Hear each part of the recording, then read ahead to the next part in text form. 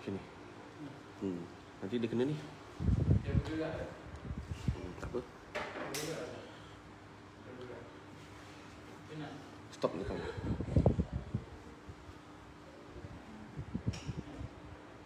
Okey. Jauh sangat tu. Wire. Pelanggar. Khair.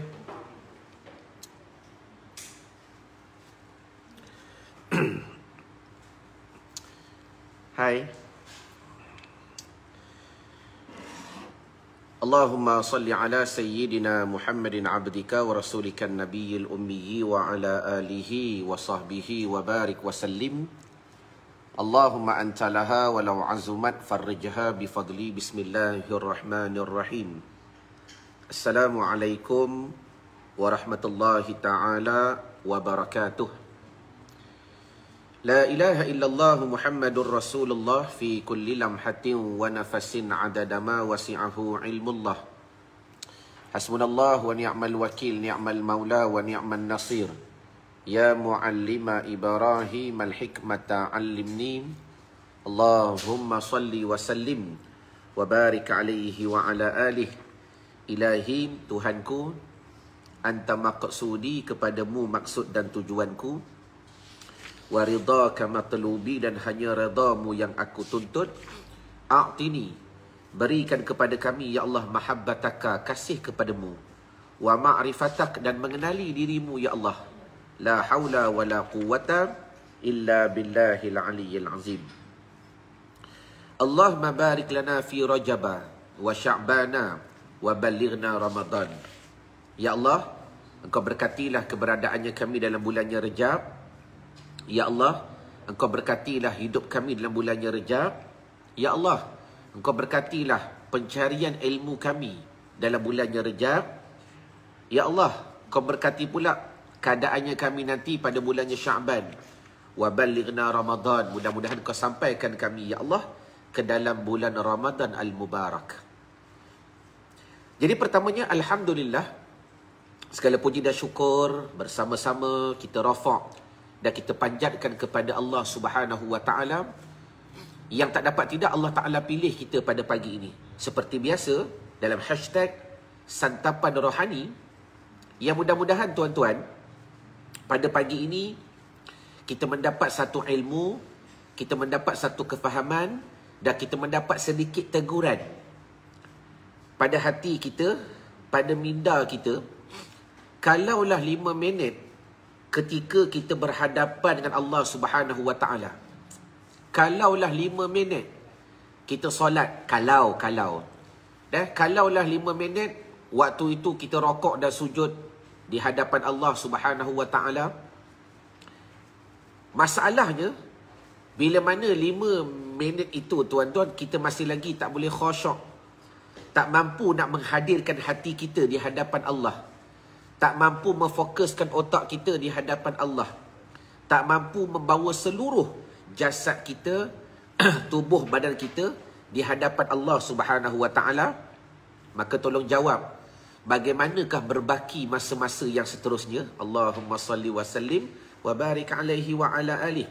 Saya ulang balik. Ayat mudah begini.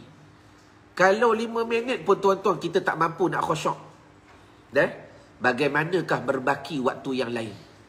Bagaimanakah berbaki waktu yang lain? Sedangkan dalam 5 minit itu bermula takbir tuan-tuan. Pada adat orang yang bekerja, dia tinggalkan kerja sekejap. Betul ke betul? Orang yang nak makan, dia tinggalkan makan sekejap. Orang yang sedang berjalan, dia tinggalkan sekejap perjalanan. Orang yang sedang berniaga, dia tinggalkan sekejap perniagaan. Orang yang sedang jaga anak, dia tinggalkan sekejap penjagaan. Orang yang sedang mengajar, dia tinggalkan sekejap pengajaran. Kerana apa? Untuk dia nak beri diri dia, masa dia, roh dia, hati dia kepada Allah Subhanahu wa Ta'ala. Cuma persoalan yang kita perlu muhasabah tuan-tuan.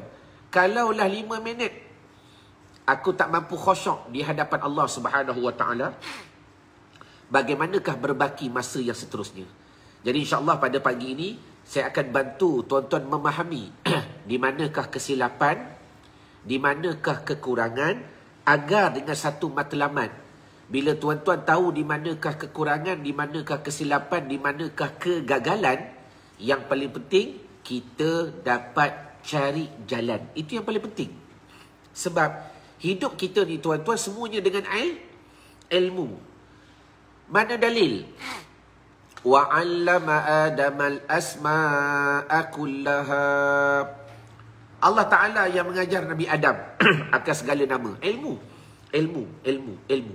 Jadi, hari ni kita pakat-pakat muhasabah.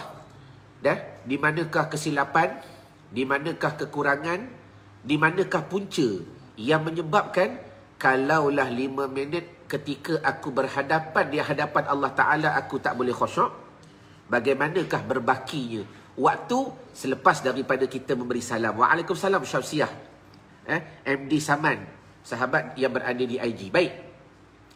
Jadi sebelum saya nak masuk lebih mendalam tuan-tuan, seperti biasa, tolong update kesihatan tuan-tuan sebagai tanda syukur kepada Allah Ta'ala. Kalau benda ni kita tak pernah buat, jadi jadikan sesi live setiap pagi hashtag Santapan Rohani sebagai tanda kita syukur kepada Allah. Dengan kalau hamba tanya, apa khabar anda pada pagi ini? Jawab di ruangan komen, saya sihat Ustaz. Selagi mana ajal belum dijemput oleh Allah Subhanahu Wa Ta'ala. Satu, tolong update di ruangan komen sekarang. Yang kedua, antara soalan yang saya akan tanya setiap pagi, apa khabar batin anda pada pagi ini? Allahumma salli ala Muhammad. Tuan-tuan, sila jawab sekejap di ruangan komen. Selain daripada saya, afwan, wala fakhra, kita nak bersyukur semata-mata. Ada atau tidak, setiap pagi orang bertanya kepada tuan-tuan, bagaimana batin anda pada pagi ini? Orang tanya sihat tak? Sihat. Yang tu zahir. Sebab tu, kalau tak ada orang yang bertanya tuan-tuan, okey Ibrahim Muhammad, terima kasih.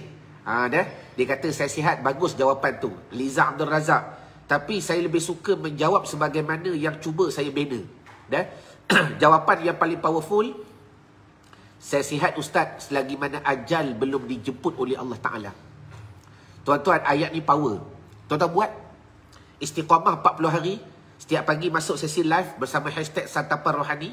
Jawab benda yang sama, dia akan menjadi satu perkara yang luar biasa. Jadi perkara kedua tadi tuan-tuan, ada ke tidak tiap-tiap pagi orang yang disayang, suami kita ke, isteri kita ke, anak-anak kita ke, dia akan tanya, Yang, apa khabar batin sayang pada pagi ini? Bang, apa khabar batin abang pada pagi ini? B, pagi B lah, ta lah, sa lah, B, jangan ba tu, tak nak B. Apa khabar batin B pada pagi ini? Tuan-tuan, jarang kita ditanya soalan begini. Betul ke betul? Kalau tak ada orang tanya, tuan-tuan no choice. Kalau tuan-tuan nak mendapat satu ilmu yang luar biasa, kalau tuan-tuan nak hidup dengan cara yang luar biasa, kalau tuan-tuan nak menjadikan akal, fikiran, minda dengan teknik ataupun dengan kefahaman yang luar biasa, jadikan hashtag Santapan Rohani sebagai pembangkit untuk tuan-tuan mencipta kebaikan dan mencipta peningkatan daripada rohani.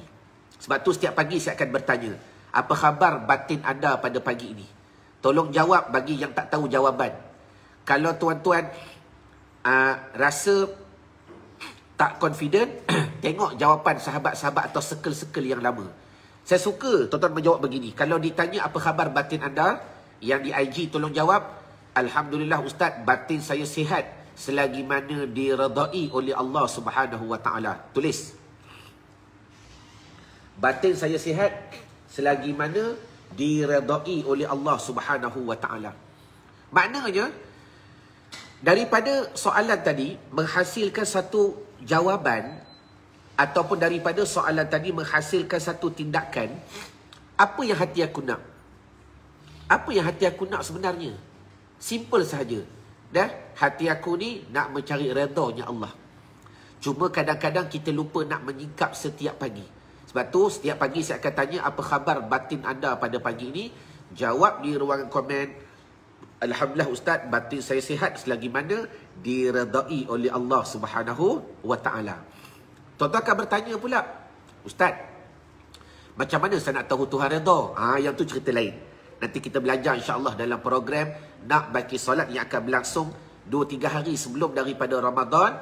Kita akan belajar apakah persiapan yang perlu kita lakukan untuk masuk dalam bulan Ramadan Al-Mubarak, agar ibadat yang kita, fokus kita, khusyuk kita lebih hebat dan lebih mantap dalam keadaan kita nak berubudiah kepada Allah Subhanahu wa taala. Baik. Jadi tuan-tuan muslimin muslimat yang dirahmati Allah Taala sekalian, pada pagi ini dalam hashtag Santapan Rohani, sementara tuan-tuan like dan share dan tag nama orang yang anda sayang, syukran jazilan khairan jazak saya ucapkan di atas kesungguhan tuan-tuan melakukan dakwah, di atas kesungguhan tuan-tuan nak membantu keluarga tuan-tuan dengan fahamnya kepada ilmu. Jadi pada pagi ini saya nak mengajak tuan-tuan merenung satu fakta ataupun suatu situasi yang berlaku pada kehidupan saya dan kalian. Kenapa dalam waktu 5 minit, kalau ikut waktu tu kita tinggalkan semua. Walaupun ada suami tinggalkan sekejap, walaupun tugasan kepada anak-anak tinggalkan sekejap, walaupun kita bekerja tinggalkan sekejap. Untuk apa? Untuk kita berubudiah di hadapan Allah Ta'ala, untuk kita mengabdikan diri kita kepada Allah Subhanahu wa Ta'ala. Persoalannya, why? Kenapa? 5 minit yang aku sediakan untuk Allah, solat yang aku lakukan masih lagi tidak mencapai kepada martabat khusyuk. Allahumma salli ala Muhammad. Terima kasih Nuridah Ismail. Pagi-pagi lagi dah dapat 50 star. Allahumma salli ala Sayyidina Muhammad. Baik, sambung. Tuan-tuan, cuba muhasabah. Tulis di ruangan komen. 5 minit. Kenapa aku masih lagi tak mampu nak khusyuk? Bukan suruh solat selama 1 jam. Maknanya kalau 5 minit tak mampu nak khusyuk, adakah kita memerlukan 1 jam baru boleh nak khusyuk? Kalau 5 minit kita mampu nak khusyuk, adakah ibadat kena 2 jam baru kita boleh feel, baru kita boleh rasa, baru kita boleh fokus? Sedangkan maaf tuan-tuan, apa beza 5 minit dengan 2 jam? Betul ke betul? Cuba jawab di ruangan komen. Jadi sebelum saya nak beri satu jawapan yang tepat, saya nak mendengar dahulu jawapan daripada tuan-tuan. Apakah punca? Apakah kesilapan? Di manakah kegagalan yang menyebabkan 5 minit? Kita solat subuh pagi tadi, kita solat sunat pagi tadi, kita solat duha, yang belum solat duha lagi dan sebagainya, kita solat tahajud dan sebagainya. 5 minit waktu kita berada di hadapan Allah, yang ketika tu Allah Ta'ala berada di hadapannya kita. Itulah ihsan yang diajar oleh Rasulullah SAW. Wa'bud rabbaka ka'annaka tarah. Kamu ibadat, kamu solat, seolah-olah kamu nampaknya Tuhan. Allahu Akbar. Okey, nak nampak macam mana? Tu cerita kemudian. Cuma kesimpulannya, saya baca satu jawapan, dia kata tak ada ilmu. Yang lain, cuba tuan-tuan rendahkan diri, zahirkan kekurangan, cari di mana kesilapan, cuba tulis dahulu. Agak-agak apa punca yang paling utama? Punca yang paling utama, 5 minit ketika berada di hadapan Allah Ta'ala, kita tak boleh nak khusyuk. Allahumma salli wa sallim wa barik alaihi wa ala alihi. Yang berada di IG pun boleh bantu jawab. Saya tidak memerlukan jawapan yang betul, dan saya tidak menilai jawapan yang salah. Itu bukan konsep kepada ilmu. Konsep pengajian, betul ke salah ke, itu jawapan. Dalam konsep pengajian, dalam konsep ketika belajar, salah ke betul ke, pada saya semua betul. Sebab apa semua betul? Dia berusaha memikirkan apa lagi kesilapan. Kalau 5 minit pun aku tak boleh khusyuk, agak-agak macam mana lagi berbaki? Okey, Muhammad Soleh kata, punca yang paling utama tidak mengenal siapa yang kita sembah. Boleh jadi. Yang lain? Tak ada ilmu ustaz. Okey, saya suka jawapan Wan Hamizah. asyik fikir dunia. Yang lain, Syamsiah kata kurang ilmu. Yang berada di page, hati masih fokus kepada dunia, kata Badrul Syam.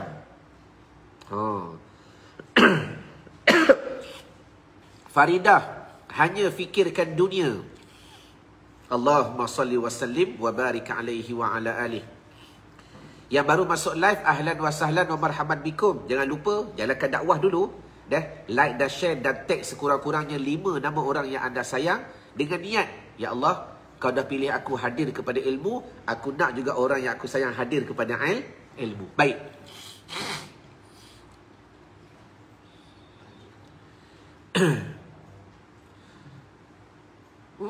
Mana lagi jawapan? Masih fikir dunia, kata Liza Abdul Razak. Jawapan yang lain. Saya nak lagi 3 jawapan. Sebelum saya membantu dengan jawapan yang tepat. Dan jawapan ini tuan-tuan akan membuka minda tuan-tuan.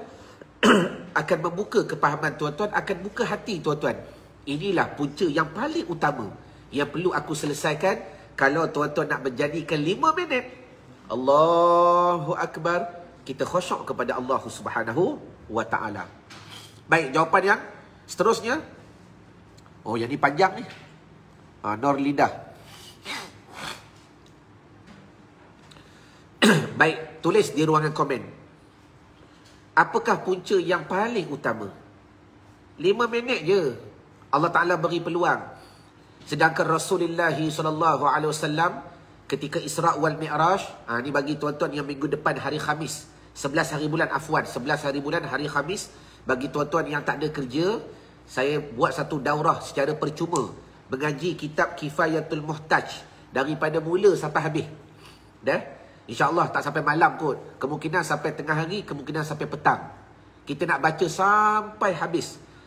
Intisari, rahsia, cerita apa yang berlaku dalam peristiwa Isra' wal Mi'raj. Pakat-pakat daftar. Kalau nak daftar, EZY.la/Isra'. EZY.la/ISRAK. Israk. Baik. Daftar secara percuma tuan-tuan. Kitab kita akan bagi dalam bentuk PDF. Baik, sambung. Jadi ketika Nabi Isra' wal Mi'raj, tuan-tuan dah maklum sejarah kan? Asalnya Allah Ta'ala mengaruniakan kepada kita 50 waktu sembahyang. 50 waktu. Sampai dekat Nabi Musa AS. Ya Rasulullah, katanya Musa AS. Umat aku ni besar-besar.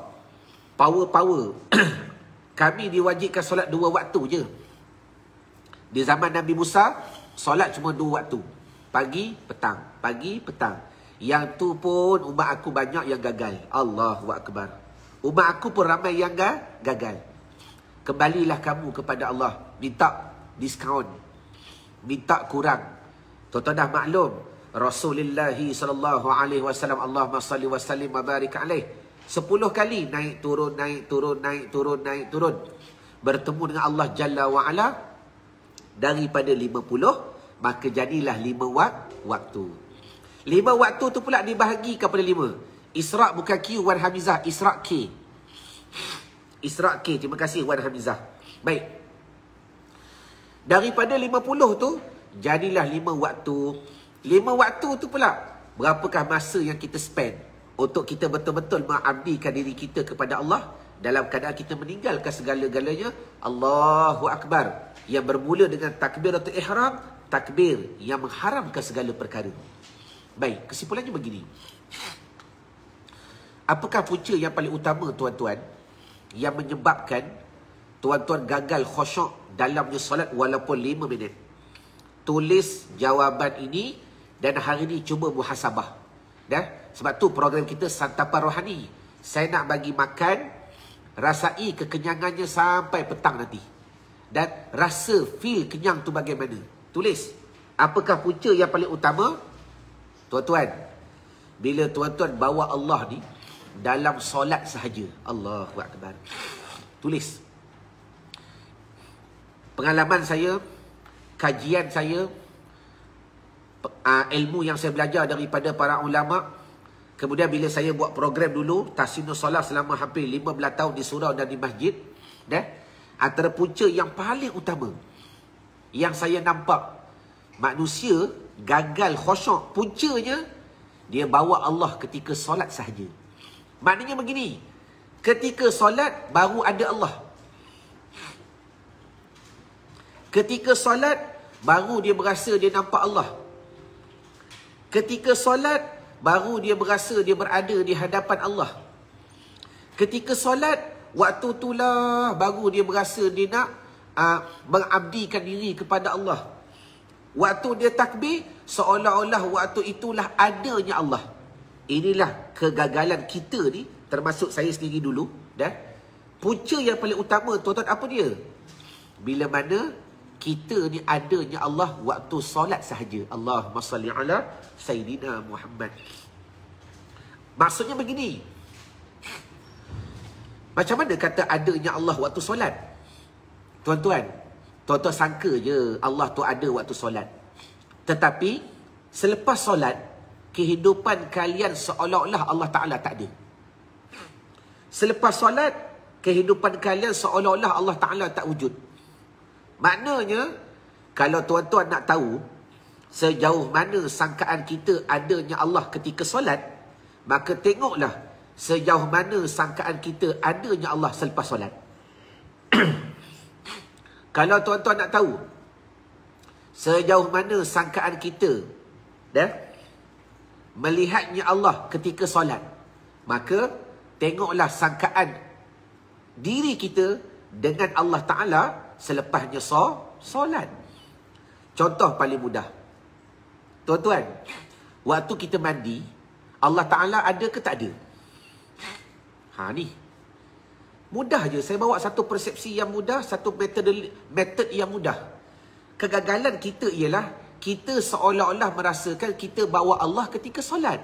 Seolah-olah waktu solat tu Tuhan tu wujud, Allah Ta'ala tu ada. Lepas solat, berapa ramai sampai hari ni yang mandi masih lagi telanjang, seolah Tuhan tak nampak. Betul ke betul? Allahumma salli wa sallim wa barik alaihi wa ala alihi. Berapa ramai hari ni yang qada hajat? Yang qada hajat ketika berada di tandas, tak tutup aurat, tak tutup kepala. Tutup aurat bukan tutup semualah. Sekurang-kurangnya pakailah kain. Janganlah tengok kemaluan. Sebab antara benda makruh yang kata Nabi SAW, perkara yang mempusakai bagi rabun bilik tu tengok kemaluan. Tengok kemaluan kita waktu berak. Maaf, saya sebut tegak-tegak ni. Kesimpulannya begini. Situasi yang saya nak gambarkan ialah, adakah ketika kita berada di bilik air, Allah Ta'ala tak wujud? Maksudnya, beda 5 minit ketika kita rokok, beda. Apakah beda 5 minit ketika kita solat dan 5 minit waktu kita berada di tandas? Maaf, kadang-kadang berada di tandas lebih lama daripada rokok sujud kita di hadapan Allah Ta'ala. Antaranya orang yang sakit bawasir. Tak apa dah, bawasir tuan-tuan, setengah jam dalam bilik air. Perkara saya nak bagi faham ialah, setengah jam tu Allah Ta'ala tak ada ke? Allahumma salli ala Sayyidina Muhammad. Inilah kegagalan yang sebenarnya berlaku pada kehidupan tuan-tuan. Betul Zul Ali, jawapan tu betul. Allah Ta'ala sentiasa dengan kita, betul. Tetapi ingat, tahu dan percaya dua benda yang berbeza. Percaya dan rasa dua benda yang berbeza. Rasa dan tajalli dua benda yang berbeza. Sekarang ni kalian berada di maqam yang mana? Memang kita tahu Tuhan tu wujud. Kalau kita tak tahu dan tak percaya, maka akidah kita rosak. Itu yang diajar dalam sifat 20. Dalam tauhid yang diajar oleh Asy'ariyah, Al-Maturidiyah, yang tu jelas. Cuma sekarang ni, itu benda asas. Kita nak bawa pula kepahaman itu dalam praktikal pada kehidupan. Kita tak nak sembang semata-mata fakta. Kita nak sembang apa yang berlaku dalam realiti kehidupannya kita. Sebab tu saya kata, adakah Allah Ta'ala tu wujud pada persepsi kita? Adakah Allah Ta'ala tu ada pada persepsi kita? Adakah Allah Ta'ala tu melihat pada persepsi kita? Adakah Allah Ta'ala tu mendengar pada persepsi kita? Adakah Allah Ta'ala tu maha mengetahui pada persepsi kita? Ketika solat sahaja. Saya buktikan simple sahaja. Kalau kalian dan saya masih lagi telanjang ketika mandi, tuan-tuan, tanya iman kita. Tuhan tak nampak ke? Allahu Akbar. Tuhan tak tengok ke? Dah? Terima kasih Syamsiah. Itu jawapan yang paling tepat. Saya bukan menafikan ketidaktahuan tuan-tuan. Benda ni benda asas, tuan-tuan dah tahu. Dah? Tetapi yang kita nak gambarkan secara realiti ialah sejauh mana kita mempraktikkan benda ini. Sebab tu kegagalan kita, 5 minit je tak boleh khusyuk. Sebab apa? Seolah-olah 5 minit itulah waktu kita ada dengan Allah. Waktu lain 5 minit itulah kita menghadap Allah. Waktu lain 5 minit itulah kita berhadapan dengan Allah. Waktu lain. Allahumma salli wa sallim wa barik alaihi wa ala alih. Kita belajar satu sunnah. Kemuncak bagi fiqah tauhid itu, kemuncak bagi syariat dan tauhid itu antaranya ihsan. Apa dia ihsan? Wa'bud rabbaka ka'annaka tarah. Sembahlah Tuhan kamu seolah-olah kamu melihat Allah.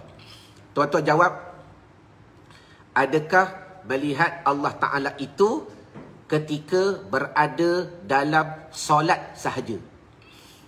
Cuba jawab di ruangan komen. Allahumma salli wa sallim wa barik alaih. Melihat Allah Ta'ala itu adakah ketika solat sahaja? Tengah berjalan tak nampak Allah ke? Ni, tengah tengok live ni tak nampak Allah ke? Tengah mengaji tak nampak Allah ke? Tengah bersukan tak nampak Allah ke? Tengah bekerja tak nampak Allah ke? Tengah duduk depan komputer tak nampak Allah ke? Allahumma salli wa sallim wa barik alaihi wa ala alih. Betul ke betul? Inilah kegagalan yang paling utama. Yang sebenarnya tuan-tuan tak sedar berlaku pada kehidupan. Kita merasakan seolah-olah Tuhan tu wujud waktu solat sahaja. Habis solat, Tuhan tak ada dah. Sebab tu tak jaga hati, tak jaga akal, tak jaga mata, tak jaga telinga, tak jaga perbuatan, tak jaga firasat, tak jaga keinginan. Semua tak jaga. Sebab apa? Sebab kadang-kadang kita merasakan seolah-olah kewujudan Allah Ta'ala itu ketika solat sahaja. Jadi bila kita mati sedar, ni punca yang paling utama. Yang menyebabkan kenapa 5 minit aku tak boleh khusyuk. 5 minit je tuan-tuan. Kalau tak boleh khusyuk, bak kata guru saya, is how you do anything, how you do everything. Betul ke betul? How you do anything. Kalau kita buat benda tu pada satu perkara, yang lain pun sama tuan-tuan. Yang lain pun sama. Jadi carilah pengenalan. Carilah, belajarlah tauhid dengan lebih kemas lagi. Sebab tauhid ni tuan-tuan bukan semata-mata ilmu. Kadang-kadang kelemahan kita, kita tak belajar tauhid pula secara praktikal. Tauhid ni ada yang teorinya, ada praktikalnya. Namun tak dapat tidak, bila sebut praktikal ni tuan-tuan, kadang-kadang kita pula dah tahu, cuma nak praktikkan itu, tak ada orang yang nak memahamkan lagi. Sebab itu, kalau tuan-tuan dah jelas di manakah kesilapan, di manakah kekurangan, maka baiki sebaiknya agar tuan-tuan lebih menjadi orang yang khusyuk pada seluruh kehidupan. Tak Ustaz, Allah sentiasa bersama kita. Kadang-kadang kita maksud betul Syamsiah, yang tu betul, yang tu pasti dah. Memang sebenarnya Allah Ta'ala tak pernah lekang daripada kehidupannya kita. Allah Ta'ala tak pernah jauh daripada kehidupannya kita, jelas. Jadi mudah-mudahan dengan apa yang saya bincangkan pada pagi ini, Allah Ta'ala beri faham ke atas diri saya sendiri dan juga kepada tuan-tuan, agar Allah Ta'ala memelihara tuan-tuan daripada perkara yang merosakkan keimanan, merosakkan ketauhidan. Yang paling penting, hari ini kita muhasabah. Ya Allah, macam mana aku nak melihat Engkau pada seluruh kehidupan? Macam mana aku nak melihat Engkau? Aku nak merasai kewujudan Engkau pada seluruh kehidupan. Sedangkan syaitan, jin tu, yang dijadikan daripada api pun kita boleh merasa kewujudannya. Nampak dia masuk, rasuk dalam badan orang, nampak. Sedangkan Allah Ta'ala lebih aula, lebih mulia daripada itu. Jelas ke jelas? Okey tuan-tuan. Jadi sebelum kita berpisah, alhamdulillah saya bersyukur kepada Allah Subhanahu Wa Taala. Pada hari ini saya cuba nak bantu tuan-tuan, atau saya lebih suka kalau tuan-tuan bantu orang-orang yang tak pernah faham benda ni. Dan saya rasa ini first time dalam sesi live bagi tahun ini, sebab benda ni penting sangat untuk tuan-tuan bawa ketika kita berada dalam keadaan perhubungan kita dan sebagainya. Cuma secara ringkas, antara benda yang saya nak bantu tuan-tuan ialah alhamdulillah, hari tu saya dah order, dia panggil poster mahram. Ini poster ni. Tahu poster mahram ni? Poster mahram ni tuan-tuan, satu poster yang saya buat 2013 saya buat poster ni. 2013, 2014 tuan-tuan. Alhamdulillah, dah lama saya buat poster ni. Dulu saya banyak jual di surau dan di masjid ketika program Ramadan dan sebagainya. Cuma Allahumma salli wa sallim wa barik alaih. Cuba like dan share sikit, tag nama orang yang anda sayang. Lepas tu, lepas 4-5 tahun, bila saya dah mula buka pondok, saya dah kurang mengajar di surau dan di masjid, dah lama dah saya tak buat poster ni. Poster carta mahram. Baik. Kemudian, semenjak pula PKP ni, saya tengok banyak orang yang mengaji, banyak orang yang nak berubah, banyak masyarakat yang nak bersungguh mendekatkan diri mereka kepada agama dan mendekatkan diri mereka kepada Allah Subhanahu Wa Taala. Jadi saya rasa persediaan tuan-tuan untuk menghadapi Syawal ni, sebab poster ni bukan untuk raya, poster ni bukan untuk raya tuan-tuan. Bermakna bila sebut pertemuan dengan keluarga ni, kadang-kadang kita ada kenduri kedara, betul? Ada majlis kahwin, ada majlis akad nikah, ada majlis perhimpunan raya dan sebagainya, gathering dan sebagainya. Kalau kita tidak mengetahui siapa yang mahram, siapa yang bukan mahram, siapa yang boleh bersalam, siapa yang tak boleh bersalam, siapa yang sentuh batal wuduk, siapa yang tak sentuh batal wuduk, tuan-tuan, hidup kita akan lebih rosak. Seolah-olah apa dia? Kembali kepada bicara tadi, hanya kita tahu Allah Ta'ala itu wujud, tapi kita tak rasa kewujudan Allah Subhanahu Wa Ta'ala. Sebab itu, saya nak bagi faham kenapa poster ini penting. Simple sahaja. Simple sahaja. Tuan-tuan, maaf saya sebut satu saja. Antara kesilapan tuan-tuan ketika berada pada hari raya, kita merasakan bersalam tu satu dosa yang besar. Bersalam dengan bukan mahram. Tak boleh ni bersalam ni. Bukan mahram.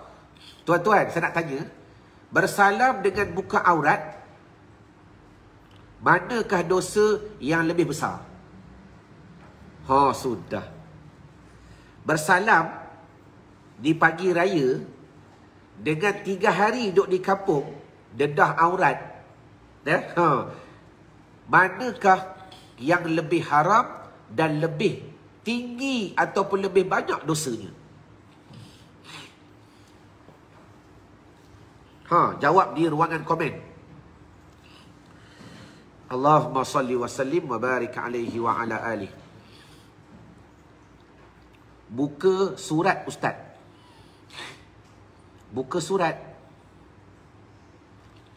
Buka aurat. Okey. Terima kasih Syamsiah.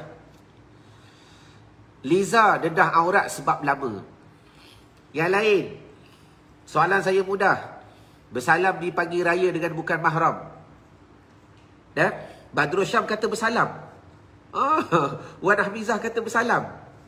Dengan buka aurat, mana dosa yang lebih besar? Mak Ngah kata dedah aurat. Yang lain, buka aurat kot. Hu-hu. Ada hu-hu tu.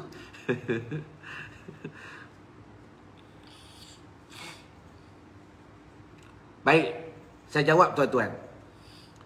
Bersalam dengan bukan mahram, ada khilaf di kalangan ulama. Walaupun saya tidak akan memecahkan kepada khilaf, kita tetap berpegang kepada pendapat Imamuna Asy-Syafi'i rahimallahu ta'ala. Bersalam dengan bukan mahram, batal wuduk. Bersalam dengan bukan mahram, hukumnya haram. Tetapi kalau kita mengaji fiqh 4 mazhab, secara teorinya, bersalam dengan bukan mahram ni tuan-tuan, bersalam dengan bukan mahram ni ada khilaf di kalangan ulama. Ingat, buka aurat tak ada khilaf di kalangan ulama. Sudah. Dah? Bersalam masih lagi ada khilaf di kalangan ulama. Contoh, tak ada nafsu. Dah? Alahai, dia tu pangkat makngah, nafsu tak ada pun. Pendapat Imam Nawawi dia haruskan. Dah? Tetapi buka aurat tak ada khilaf di kalangan ulama. Jadi kegagalan kita mengetahui masalah mahram. Yang kedua, alasan yang kedua, kalau setakat bersalam ni 5 minit je. Ada orang bersalam 5 minit? Ada tak orang bersalam 5 minit? Tak ada. Bersalam ni paling tidak 2 saat. Betul? 2 saat, tarik balik. 2 saat, tarik balik. Takdirlah kalau tuan-tuan bersalam dengan orang bukan mahram. Balik kampung, bersalam. Tak kira berlapik, tak berlapik kat Nurul ni tak apa, dia cerita lain dulu. Dah. Betul lah, itu yang ilmu yang kita akan ajar. Cuma nak cerita keharaman dia. Saya nak bedakan mana yang lebih haram. Sebab tu pentingnya kita mengenali siapa mahram, siapa bukan mahram. Penting sangat kena tahu sejarah ni, jadual ni. Maka bersalam ni paling lama pun berapa saat? Wan Hamizah kata 3 saat. Lepas tu tarik balik. Dah, holo tarik balik. Mana yang dengan sepupu segar silu, ujung jari je. Ujung jari. Dah, selamat hari raya. Contoh. Mana yang nak jaga aurat, mana yang nak jaga wuduknya, dia akan tudung dia besar. Dia masuk tangan dalam tudung, dia bersalam. Contoh. Tuan-tuan, ingat dah. Buka aurat di hadapan orang yang bukan mahram lebih haram dan lebih berdosa daripada bersalam. Sebab tu penting. Bersalam ni 3 saat. Duduk di kampung 3 hari. Bersalam 3 saat. Duduk di kampung 3 hari. Jadi, jagalah aurat. Jagalah aurat. Jagalah aurat sebab keharamannya lebih besar. Jadi, saya nak menyeru kepada tuan-tuan. Ataupun tuan kenal mana-mana saudara mara, sahabat-sahabat yang masih lagi tak tahu siapa mahram, siapa bukan mahram. Tuan-tuan boleh mendapatkan PDF dengan percuma. Admin tolong masuk link. Tuan-tuan pergi easy.la. Ambil satu kertas. Ambil satu poster. easy.la/mahram. Bukan muhrim. Muhrim tu lain. Yang nak dapatkan ni, poster ni. Poster ni. Saya cadangkan tuan beli bundle. Tak, poster tu. Ambil satu. Boleh. Apa tu? Masuk link dekat ruangan komen. Dah. Terima kasih. Ni. Yang ni dah ada frame. Tuan-tuan boleh terus ke easy.la/mahram. Kalau boleh belilah dengan harga borong. Supaya boleh beri kepada adik-beradik, saudara mara, anak-anak, sahabat handai. Mudah-mudahan tuan-tuan membantu mereka untuk mengenali siapa mahram. Memang Kak Ramlah dah jual dah ni. Jadi, siapa nak order boleh tekan link. Nak order boleh tekan link. Tuan-tuan, mana-mana yang berduit, saya seru tuan-tuan beli dan buat hadiah. Beli banyak-banyak, beli 10 ke, buat hadiah. InsyaAllah tak rugi. Kalau nak beli dengan frame, limited edition. Yang ni siap dengan frame. Limited edition. Siap dengan frame. Harganya, tengok dekat dalam website lah. Saya pun tak ingat harganya tuan-tuan. Yang ni, kita gulung elok-elok, kita buat bubble. Dan insyaAllah akan sampai di tangan tuan-tuan. Dan jangan risau. Nanti saya akan buat satu sesi live. Macam mana cara nak baca benda ni. Tuan-tuan bukan sahaja dibekalkan dengan carta atau poster. Saya akan bantu juga nanti kita akan buat satu sesi live khas. Membahaskan mahram versus haram. Bersalam di pagi raya di mana silapnya. Allahumma salli wa sallim wa barik alaihi wa ala alihi. Tekan link tu sekarang dan hubungkan dia dengan orang-orang yang anda sayang. Okey? Jadi ma'assalamah wal liqa', sehingga bertemu lagi pada siri-siri yang akan datang. Assalamualaikum warahmatullahi wabarakatuh. Wallahu a'lam.